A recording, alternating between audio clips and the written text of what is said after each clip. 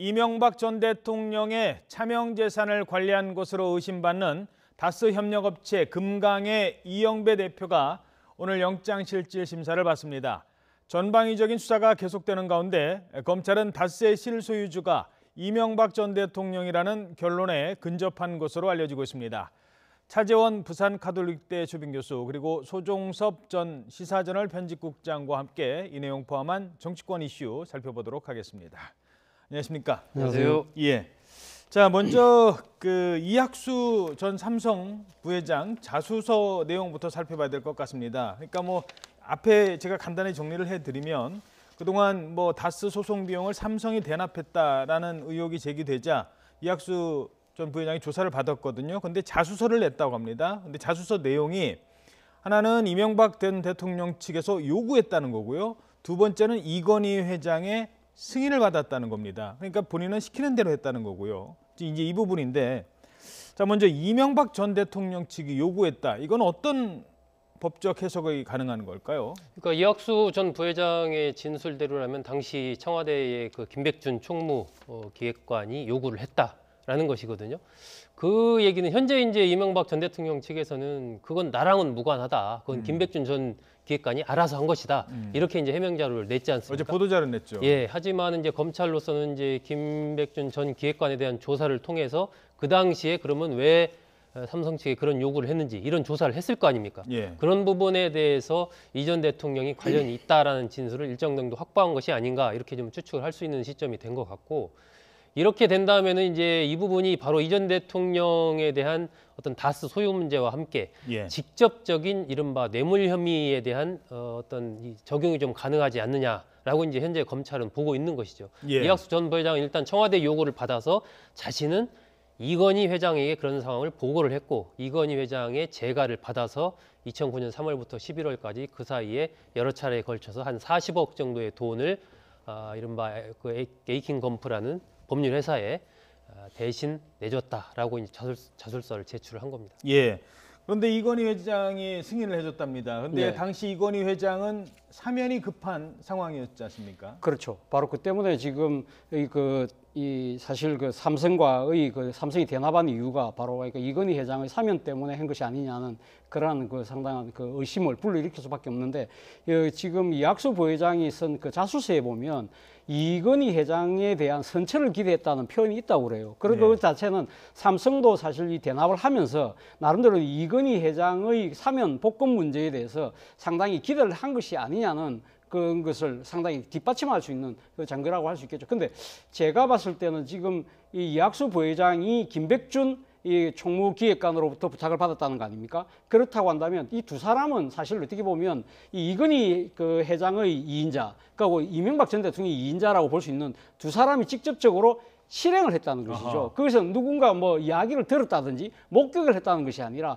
본인 당사자들이 주고받고 했다는 그런 증언을 검찰에서 직접 했기 때문에 이 진술의 파괴력이 상당히 클 것 같습니다. 그렇기 때문에 이명박 전 대통령에 대한 사법 처리는 임박한 것으로 보일 수밖에 없는 이유가 바로 거기 있는 것 같습니다. 예, 지금 사면 당시 화면이 나왔는데 그 사면 당시에도 논란이 좀 있었지 않습니까? 이건희 회장의 사면? 이른바 그 원포인트 사면이었지 않습니까? 예. 2009년 이제 12월인데 그 시점이 사실은 그해 8월에 이건희 회장이 이제 뭐 조세포탈 이런 혐의로 해서 징역 3년에 집행유예 5년을 받거든요. 예. 그리고 불과 한 4개월 뒤에 이제 원포인트 사면이라는 이름으로 이건희 회장만 콕 집어서 이제 사면이 됐고, 그렇죠. 이건희 회장만 받았어요. 그때. 그렇습니다. 그렇다 보니까 그 당시에도 이제 배경에 대해서 여러 가지 말이 뭐 많이 나왔었고요. 그런 부분에 대해서 지금 이 전 대통령 측에서는 결국 이제 그대로 그냥 유지가 될 경우에 그 이듬해인 10년 2월 달에 IOC 위원직을 박탈당할 그런 위험이 있었다. 그렇기 때문에 이 평창 동계올림픽 유치라든지 이런 등등을 하기 위해서는 이건희 회장의 어떤 IOC 위원직 유지 이런 것들이 굉장히 절실했고, 그렇기 때문에 그런 차원에서 사면을 한 것이고, 실제로 그 이후에 이건희 회장이 활약을 많이 해서 평창 동계올림픽을 유치하지 않았느냐라고 지금 반론을 하고 있는데, 일단은 지금 이 삼성이 다스 소송 비용 40억 원을 대납한 시점과 이건희 회장이 사면받은 시점과 이런 부분이 같이 이제 쭉 연관성 있게 흘러가다 보니까 상당히 어떤 상호 간의 대가성이 있었던 것 아니냐라는 의혹은 사실 커질 수밖에 없는 그런 상황입니다. 이명박 대통령 측은 뭐 이제 혐의를 이제 부인하고 있지만 사실 적극적으로 나서기보다는 어제도 그냥 뭐 해명 자료 한 장 내놓고 지금 아직 그 본인들 스스로의 전략을 좀 못 짜는 것 같아요. 그렇죠. 사실 이 지금 그 미국의 로펌의 그러니까 대납의혹이 지금 처음 제기됐을 때만 하더라도 이명박 전 대통령 측은 자신들이 사기당했다고 그랬거든요. 그 로펌에 소속돼 있는 한국계 변호사가 직접 찾아와서 우리가 해주겠다고 해놓고 뭐 그런 이야기를 했다고 하는데 사실 만약에 사기를 당했다고 한다면 그럼 다스가 무슨 피해를 본 게 있어야 되잖아요. 근데 그렇죠. 실질적으로 미국 로펌이 어떤 식으로 움직여줘서 140억이라는 돈을 돌려받았거든요. 그러다 보니까 이제는 사기라는 표현 자체를 이제는 쏙 들어갔어요.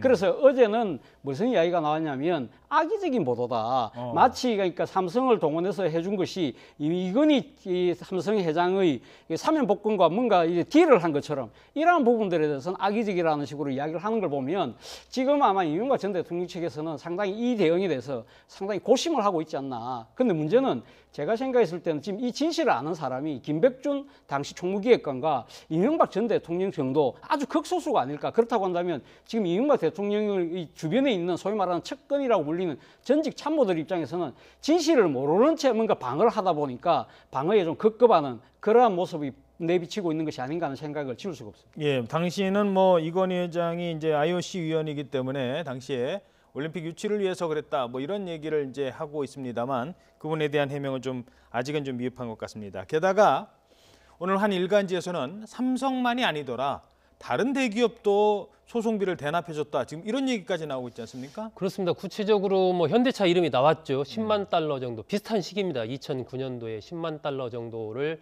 현대차에서 대납한 의혹이 있다라고 얘기를 하고 우리 돈 한 10억 원 정도 되는 거죠. 예. 그 부분에 대해서 일단 현대차는 그건 다스의 소송과는 무관하고 그 당시 그 법률회사에 의뢰를 해서 한 2건 정도의 특허 소송을 진행을 하고 있었는데 그 특허 비용이다라고 일단 현대차 쪽에서는 해명을 했는데 이 보도 내용을 보면은 현대차 말고 그러니까 여러 기업이 또 관련됐을 가능성이 있다 이런 얘기까지 나오고 있기 때문에 이 부분에 대해서도 향후에 수사 결과에 따라서 상당한 좀 후폭풍이 예상이 됩니다. 예, 그 부분은 뭐 좀 더 지켜봐야 될 것 같으니까요. 자, 그런데 검찰이 이제 혐의 적용을 하는데 이 소송비 대납이 제3자 뇌물이 아니라 그냥 뇌물죄다 그러거든요. 그러니까 제3자를 줬다는 거는 다스라는 실체가 다른 실체이고 이명박 전 대통령이라는 실체가 다른 실체라고 보는 건데 그렇죠. 그게 아니다. 둘이 같다 이렇게 보는 그렇죠. 건가요? 제3자 뇌물죄라는 것은 공무원이 예를 들면 자신의 여러 가지 권한을 이용해서 뇌물을 받는데 자기가 직접 받은 것이 아니라 자신과 관계되는 사람이 받는 거죠. 그러니까 쉽게 말해서 자신의 그 권력을 이용해서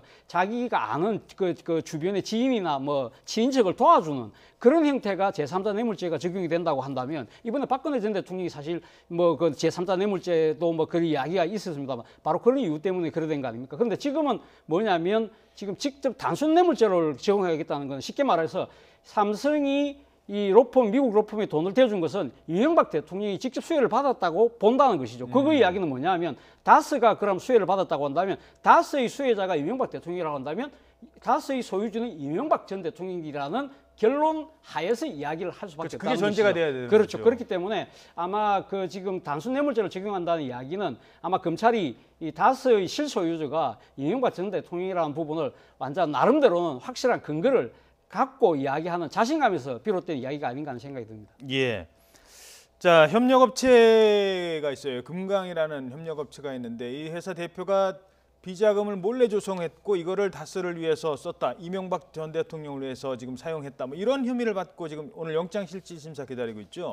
그렇습니다. 이 금강의 이영매 대표는 그 청계재단 사무국장인 그 이병모 국장과 더불어서 이전 대통령의 이른바 자금 관리인, 뭐 대표적인 인물로 꼽히는 그러한 사람이기 때문에 이 구속 여부가 또 관심을 많이 지금 받고 있는데 일단 그 협력업체와 이제 고철을 거래하는 과정에서 그걸 부풀려 가지고 그렇게 해서 이래저래 해서 한 50억 정도의 비자금을 조성을 했고 기타 이제 배임 뭐 한 거 혐의까지 합치면 한 90억 정도의 이런 비자금 조성과 배임 혐의를 받고 있거든요. 그래서 그 결과를 지켜봐야 되는데 그 중에 검찰로서는 조성된 비자금의 일부가 또 이전 대통령 측으로 흘러간 거 아니냐? 예. 이제 이런 의혹을 갖고 있는 것이죠. 왜 그 그 자금 관리인이 비자금을 조성을 했겠느냐. 그렇다면 누군가 쓰임새가 있었을 거고 그럼 그 사람은 이전 대통령이 아니냐.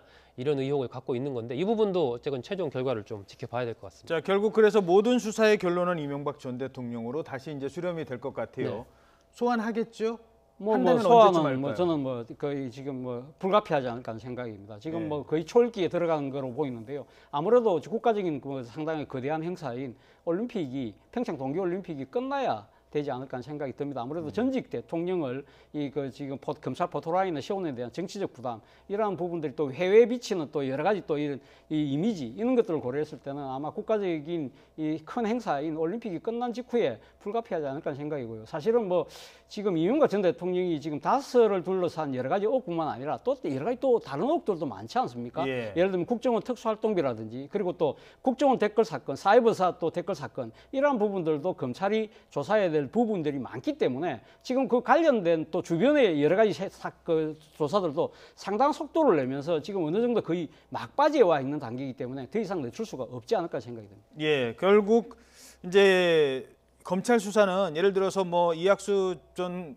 부회장을 소환을 했을 때도 아니 이거 당신이 알아서 한 겁니까? 아니면 누가 지시를 한 겁니까? 라고 했을 때 이명박 전 대통령 측이라는 이름이 나와 있게 만드는 거고요. 수사라는 게 수사 기법상. 그리고 오늘 뭐 이용배 회장 같은 경우도 이용배 대표도 결국은 이거 당신 돈 아니지 않습니까? 이거 누구 돈입니까? 라고 했을 때 아 이거 나도 사실은 이명박 전 대통령이 그냥 뭐 돈 관리해 준 사람에 불과합니다. 이런 결론을 계속 지금 만들어 간다면 수사 기법상 말씀드린 겁니다.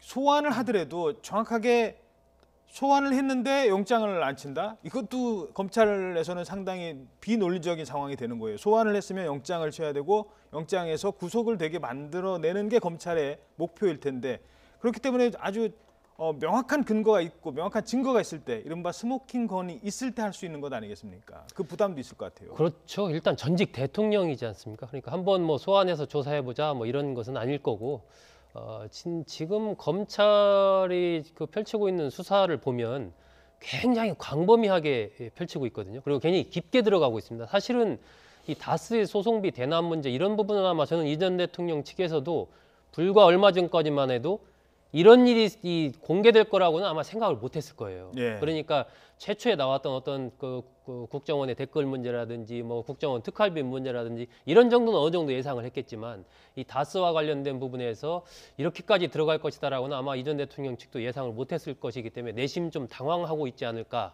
하는 그런 생각이 들고 검찰로서는 이 전 대통령을 일단 소환한다라는 부분은 이 전 대통령의 혐의를 상당 부분 입증할 수 있을 정도의 어떤 거의 100% 다 이제 조사가 끝난 시점에서 소환 조사를 하게 될 거고 아마 지금으로서는 3월 초 정도가 유력하지 않나 보여집니다. 3월 일단 중순으로 넘어가면 또 이제 지방선거 국면으로 넘어가기 때문에 3월 초 정도에 소환을 해서 조사를 하고 그 이후에 따른 영장 청구를 할 가능성이 상당히 높지 않나 생각이 됩니다. 예, 가장 이제 그 기초부터 하나 질문드리죠. 기본적인 건데 다스가 이명박 전 대통령 소유라면 어떤 죄가 성립되는 겁니까? 거짓말한 죄는 아닐 거고요. 일단 어떤 그 죄입니까? 다스가 BBK 투자를 해서 140억이라는 돈을 손해를 받지 않습니까? 그것이 네. 결국은 김경준 씨가 갖고 있다가 결국 돌려줬거든요. 돌려받는 과정에서 사실 BBK에 일단 뭐 소액주주들이 많이 투자를 했는데 그분들이 돌려받으려고 소송을 하고 있었는데 그 돈이 다스로 바로 갔다는 것이죠. 예. 그때 당시 다스로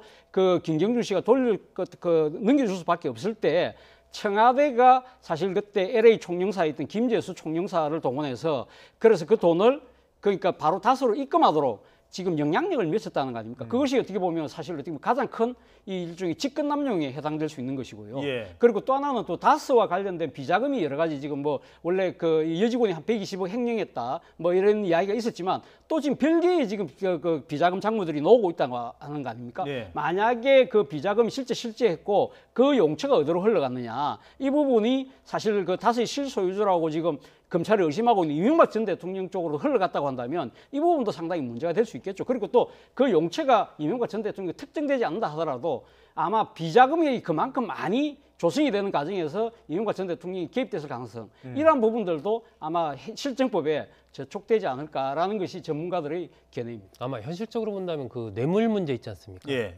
뇌물 문제가 가장 형량적인 측면에서나 이 전 대통령으로서는 뼈아플 겁니다. 다스가 이 전 대통령의 것이다라고 확정을 하고 그 이후에 이번에 이제 40억 대납 이런 부분은 지금 단순 뇌물죄를 검찰에서 적용을 하겠다는 거 아니겠습니까? 예. 그렇게 된다면 일단 형량 자체가 기본적으로 뭐 5년 이상, 뭐 많게는 10년까지 이렇게 올라갈 수가 있기 때문에 그 부분이 굉장히 가슴 아플 거고 나아가서 이제 뭐 대통령 선거 때 이른바 재산 공개를 했지 않습니까? 이제 바로 이제 그 부분이거든요. 그러니까 선거 결과가 달라질 수도 있었던 사건이라는 겁니다. 사실 BBK 문제, 다스 문제 그때 뭐 그 당시에 이제 민주당에서 그러니까 뭐 정동영 그 후보 측에서 계속 이제 다스 문제를 거론을 하고 BBK 문제를 거론을 하니까 선거 직전에 아니 내 거 아닌데 정 그러시다면 제가 사회에 환원하겠다. 뭐 그래서 만들어진 게 청계재단이고 그래서 사실 이 문제가 유야무야 넘어갔던 거 아니겠습니까? BBK 특별 대응팀까지 만들고 그 당시 그 한나라당 안에서는 그런 상황이었는데 만약에 그때 이게 사실로 드러났다면 선거 결과는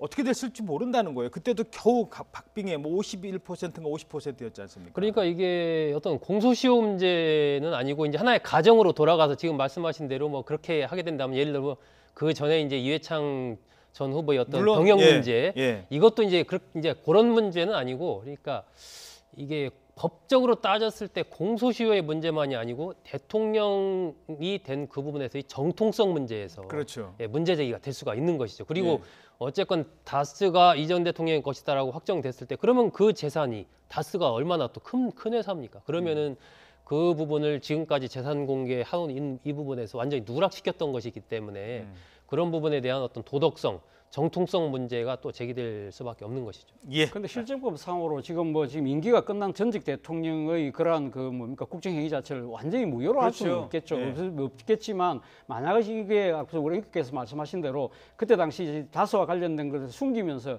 결국은 민의를 왜곡한 거 아닙니까? 그렇죠. 그리고 어떻게 보면 선거를 지금 가장을 해서 정권을 어떻게 보면 탈취한 행위일 수도 있는 부분이 만약에 이것이 검찰에 의해서 만약에 적나라하게 밝혀질 경우에는 사실은 지방선거에 앞두고 있는 보수 세력 입장에서는 상당히 도덕적으로 타격을 받을 수밖에 없다. 바로 그 때문에 지금 홍준표 자유한국당 대표가 그분은 탈당하신 분이라고 명백하게 선을 긋고 있는 이유가 바로 그런 우려에서 나온 것이 아닌가 하는 생각이 듭니다. 예. 자, 조금 전에 말씀하신 지방선거 얘기를 하죠. 이제 뭐 넉 달도 남지 않았는데 일단 첫 번째 지방선거가 판이 커질 것 같다는 얘기가 계속 나오고 있어요. 왜 그러는 겁니까? 일단은 지금 이제 바른미래당의 안철수 전 의원이죠. 전 의원이 이제 서울시장에 출마할 것이냐. 이 부분이 상당히 관심을 받고 있고 제가 보기에는 상당히 좀 출마할 가능성이 높은 것으로 생각이 됩니다. 네. 얼마 전에 그 가까운 분 만나서 얘기 들으니까 거의 출마하는 쪽으로 상당 부분 마음을 좀 정한 것으로 보이고요. 안 전 대표가 거의 출마를 굳혔대요. 예, 상당 부분 그런 생각을 가진 것으로 보입니다. 그랬을 때 관심은 역시 이것이 이제 현재의 이 지방선거 판의 구도가 과연 이제 이른바 1대1 구도가 되겠는가 하는 부분이 상당히 이제 앞으로 좀 관심사로 떠오를 것으로 보입니다. 특히 수도권의 경우에 서울이라든지 경기, 인천 쪽에서 현재 뭐 마땅한 자유한국당도 마찬가지고 뭐 바른미래당도 마찬가지고 뭐 민주평화당 전부 다 마땅한 딱 이렇게 내놓을 만한 후보가 없는 이런 상황이거든요. 예. 그렇기 때문에 특히 수도권을 중심으로 해서 그러한 뭐 뚜렷한 어떤 연대는 아니겠지만 자연스럽게 1대1 구도를 만들어 가야 될 수밖에 없지 않나 하는 이런 흐름이 생겨날 가능성이 높다라고 보여지고 두 번째는 결국 이 문재인 정부로서는 이게 집권 1년 만에 치러진 선거이기 때문에 일정한 어떤 평가의 성격을 또 띌 수밖에 없는 부분이 있거든요. 청와대 참모진도 많이 나올까요, 이번에? 청와대 참모진은 저는 어느 정도 지금 다 정리가 되지 않았나 그렇게 생각이 됩니다. 박수현 대변인이 나오고 그리고 뭐 비서관, 행정관 해서 한 10명 정도가 지금 이제 사직을 하고 뛰어들었거든요. 이분들 외에 추가로 지금 사직하고 뛰어들 분은 글쎄요, 저는 없지 않나. 그동안에 뭐 얘기됐던 임종석 실장이나 조국 수석이나 뭐 윤영찬 수석이나 이분들은 어쨌든 남는 걸로 정리가 했기 때문에 현행 이 정도 선에서 정리가 될 것으로 보여지고 최대 승부처는 역시 그 부산 경남 쪽이 되지 않을까. 바로 그렇게 근데 예상이 됩니다. 지금 그러니까 그 청와대 참모들은 아마 제 생각에 뛰어들 가능성은 이제는 많이 희박해진 것이 아닌가 보지만 내각에 계신 장관들 그 중에서도 특히 지금 대구시장 후보로 많이 거론되고 있는 김부겸 예. 행안부 장관 그리고 또 지금 부산시장 후보로 유력하게 거론되고 있는 김영춘 해수부 장관의 거치가 저는 아마 사퇴 시한이 3월 15일까지 좀 지켜봐야 되지 않을까 하는 생각이 듭니다. 지금 이 자유한국당에서는 지금 대구시장을 만약에 내주면 문 닫겠다고 할 정도로 지금 사활을 걸고 있는데 예. 지금 여론조사를 보면 김부겸 장관이 상당한 지금 득표력을 보여주고 있다는 것이죠. 그동안 계속 도전해 왔던 그렇죠. 것이고요. 또 계속 도전해 왔고 그렇기 때문에 뭐 김부겸 장관은 일단은 불출마의 입장을 갖고 있지만 그러나 상황이 만약에 급박하게 돌아갈 경우에는 아마 결단할 가능성도 있다. 그리고 지금 부산 같은 경우도 사실은 이번 선거 상당히 중요한 이유가 1990년 그 YS의 김영삼 당시 통일민주당 총재의 3당 합당 이후에 완벽하게 그 야도에서 여도로 돌아섰던 대표적인 곳이었거든요. 그것이 어떻게 보면 이번 선거에서 만약에 지금 그 부산시장을 선거에서 민주당이 승리할 경우에는 90년 이전으로 정치 지형을 돌릴 수 있다는 그런 측면에서도 본다고 한다면 상당히 사활을 걸 수 있는 그런 대목이라는 측면에서 아마 김영춘 장관에 대한 출마 압박도 상당히 커질 것 같습니다. 게다가 재보선 지역이 뭐 7곳 플러스 알파다 이런 얘기가 나오고 있어요.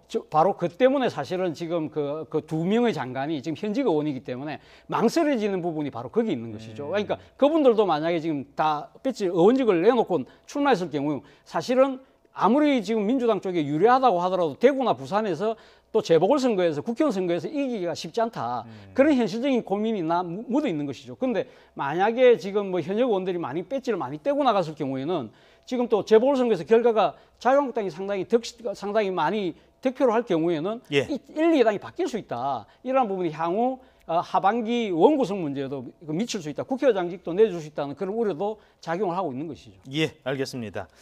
임시국회 얘기 잠깐만 나눠보도록 하죠. 2월 임시국회 지금 개점 휴업 상태 아니냐 이런 지금 우려가 있었는데 조금 전에 정세균 국회의장이랑 여야 3당 원내대표가 만나서 일단 정상화에는 합의를 했다고 합니다.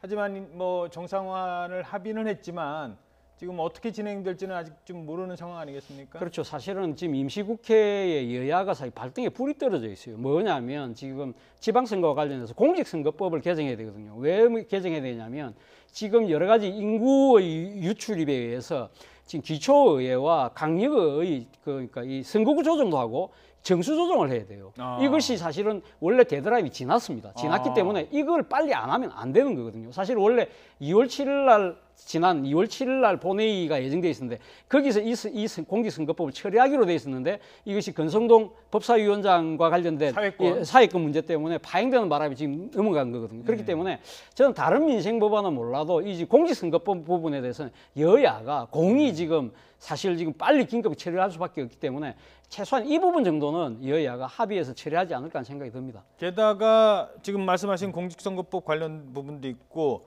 그 최저임금 지금 올려놓고 뒤에 후속 법안이 만들어져야 되는데 그것도 지금 미뤄지고 있지 않습니까? 그렇죠. 지금 뭐 여야가 합의한 법안들도 많습니다. 뭐 아동수당법이라든지 물관리 일원화법 이런 것도 이미 합의한 상황에서 지금 처리가 안 되고 있는 것이거든요. 근데 이제 20일 내일 이제 본회의가 예정이 돼 있기 때문에 아마 오늘 그렇게 여야가 합의를 했다면 내일 본회의에서 일정하게 합의된 부분이라든지 꼭 필요한 부분들은 처리되지 않을까 좀 예상이 됩니다. 그렇기 때문에 이런 어떤 민생 관련된 부분 그리고 여야가 합의한 부분들에 대해서는 빨리빨리 처리해서 뭔가 2월 정기국 임시국회의 어떤 그 실적을 나름대로 좀 보여줄 필요가 있다라고 봅니다. 예, 그 권성동 의원 그 부분은 법사위원장 부분은 당분간 논란은 잠재워지지만 그 지금 수사를 받고 있는 상황이 있기 때문에 그렇죠. 계속 여당에서 문제 제기는 계속 이어질 것 같아요. 문제 제기는 하지만 어차피 지금 2월 임시국회가 끝나고 나면 아마 지방선거까지는 아마 제대로 국회가 열리지 않을 것이고 어차피 이 권성동 위원장의 임기가 5월 29일로 끝나거든요. 그렇기 때문에 어차피 뭐 곧 바뀔 거기 때문에 아마 더 이상 그렇게 뭐 정치적인 소모전을 벌이지는 않을지 않을까 하는 생각입니다. 알겠습니다. 자, 시간이 많지는 않습니다. 한 1분 정도 남았을 것 같은데 대통령의 해외 순방 때 타는 비행기가 그게 전용기가 아니라 전세기였습니까? 그 사실상 뭐 이제 대한항공에서 임대를 해서 쓰는 거죠. 전세기죠.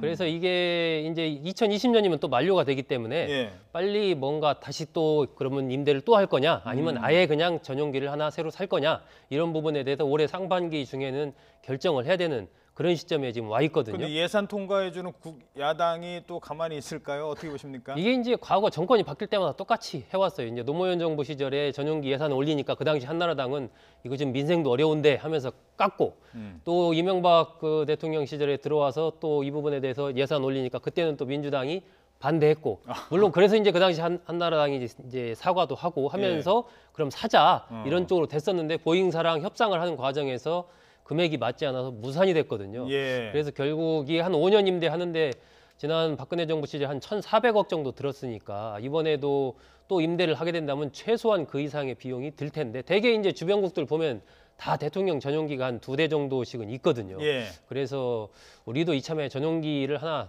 마련을 해야 되지 않느냐 하는 그런 좀 여론이 많이 있는 것 같습니다. 어떻게 보세요? 저는 뭐 과거 청와대 출입기자 때 저는 뭐 대성 전용기를 몇 번 타봤습니다. 몇 번 타봤는데 그때는 사실 그때는 지금처럼 완전히 임대한 것이 아니라 필요할 때만 갈 때만 그때만 예. 했는데 사실 필요성이 많이 느껴졌죠. 제가 2004년도에 칠레 그 에이펙 회의 때 가서 그때 공항에서 보니까 일본은 전용기가 2대가 와 있더라고요. 아하. 그리고 미국의 또 에어포스 원 같은 경우 아주 유용을 자랑하는 그런 거 보면서 야 이게 결국 국력의 이 모습을 보여주는 것이 아니냐? 그렇다면 우리도 전용기가 필요하다는 생각을 그때 했었습니다. 예, 알겠습니다. 전용기라는 게 야당이든 여당이든 나중에 내가 탈 수도 있는 그런 물건이라는 생각하에 또 풀어야 될 거고 국격도 생각을 해봐야 될 것 같습니다. 차재원 부산 가톨릭대 교수, 소종섭 전 시사저널 편집국장이었습니다. 두 분 고맙습니다.